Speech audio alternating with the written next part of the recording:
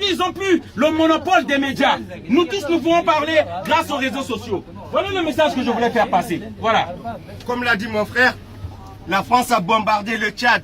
C'est comme si l'Afrique venait bombarder les gilets jaunes que vous voyez manifester tous les jours. C'est ça que la France fait en Afrique.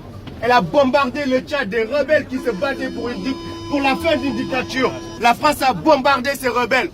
Si nous venions bombarder les gilets rouges, les gilets jaunes, qu'est-ce que la France en penserait?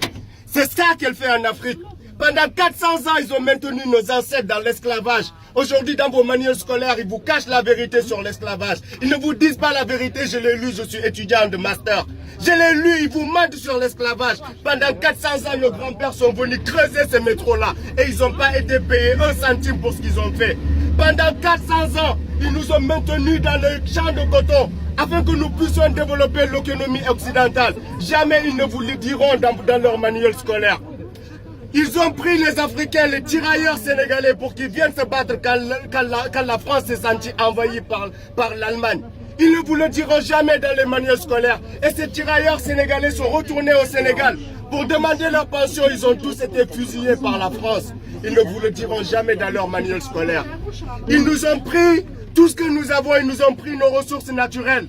Aujourd'hui, ils nous installent des dictateurs pour que ces pillages puissent continuer. Nous ne sommes pas là parce que nous avons fui l'Afrique à cause du sida, comme ils vous le disent.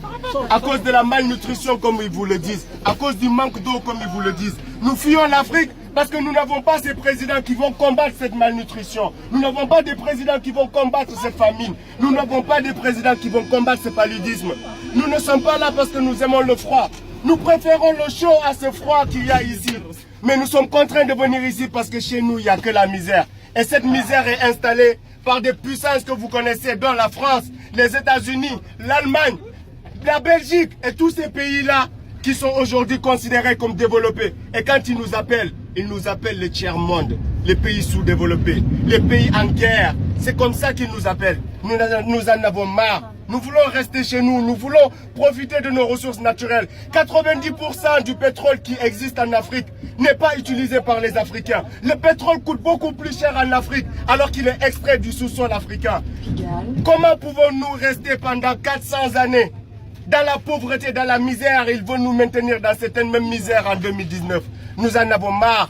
Nous en avons marre. Nous voulons rentrer chez nous et vous laisser en paix. Nous voulons pouvoir manger à notre faim.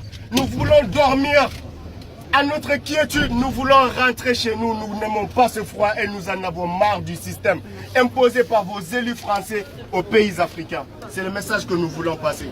Merci à tous. Une bonne journée à tous. Merci encore de nous avoir écoutés.